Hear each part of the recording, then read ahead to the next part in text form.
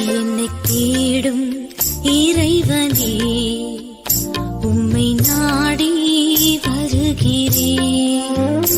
என்னை தேடும் இறைவனே, உம்மை நாடி வருகிறேன். ஜூன் 9. இன்றைய தியானத்தின் தலைப்பு மொட்டையிட்டுக்கொள். வாசிக்க வேண்டிய திருமறை பகுதி மீகா அதிகாரம் 1.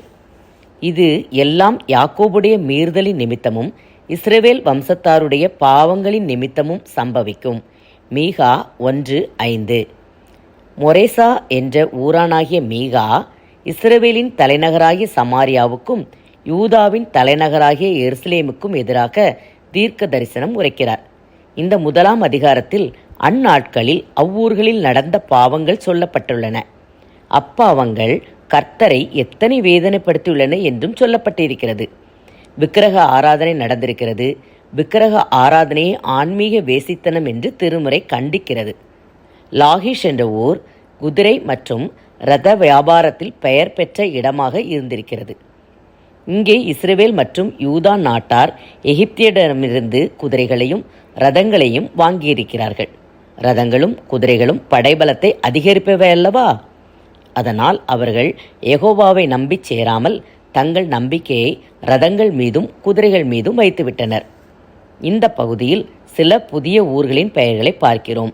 பெத் அப்ரா, சாப்பீர், சாயானான், பேத் ஏசேல், மாரோத், லாஹிஷ், மோர்ஷேத் சகாத், அக்சிப், மரேஷா, அதுல்லாம் என்ற இந்த ஊர்களின் வழியாக எதிரிகளின் சேனை யூதேயா நாட்டின் மத்தியில் புகுந்து செல்லும் என்று மீகா தீர்க்கதரிசி மக்களை எச்சரிக்கிறார். கர்த்தருடைய செயல்நிலை. இஸ்ரவேல் யூதா மக்களின் பாவங்களை பார்த்த கர்த்தர் தாமே அவர்களுக்கு விரோதமான சாட்சியாக இருப்பார். அவர் பூமியின் உயர்ந்த இடங்களை மிதிப்பார். அப்போது பர்வதங்கள் உருகி பள்ளத்தாக்குகள் பிளந்து போகும். சமாரியா மண்மேடாகி நிர்மூலமாகி போகும். அங்குள்ள விக்கிரகங்கள் அக்கினியால் எரிக்கப்பட்டு போகும். மீகா தீர்க்கதரிசியின் நிலை. நான் புலம்பி அலறுவேன், ஓரிகளைப் போல ஊளையிட்டு ஆந்தைகளைப் போல அலறுவேன்.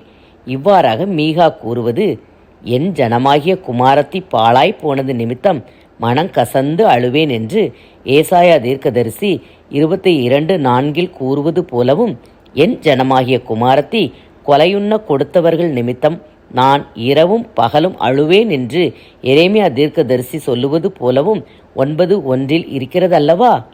அன்று இஸ்ரவேலர் செய்த முக்கியமான பாவங்கள் விக்கிரக வணக்கமும் யெகோவா தேவன் மீது வைக்க வேண்டிய நம்பிக்கையை மாற்றி இரதங்கள் மீதும் குதிரைகள் மீதும் வைத்ததுதான்.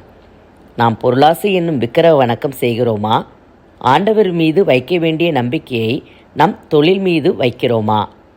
அல்லது வேறெதாவது மீது வைக்கிறோமா? மீகா போல் நம்மை எச்சரிக்க தீர்க்கதரிசிகள் இல்லை. ஆனால் மீகா தீர்க்க தரிசன நூலே போதுமே. மீகா போல் நம்மை எச்சரிக்க தீர்க்க தரிசிகள் இல்லை. ஆனால் மீகா தீர்க்க தரிசன நூலே போதுமே. ஜபம். இறைவா, உம்மை தவிர வேறு எதையும் பெரிதாய் கருதி நம்பிக்கையை அதன் மீது வைக்காது இருக்கும் நற்புத்தியை தாரும். ஆமேன்.